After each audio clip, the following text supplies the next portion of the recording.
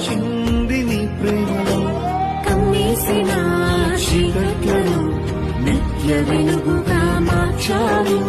సర్వస్వము నా కోసము శిలువపై ధార పోసావు.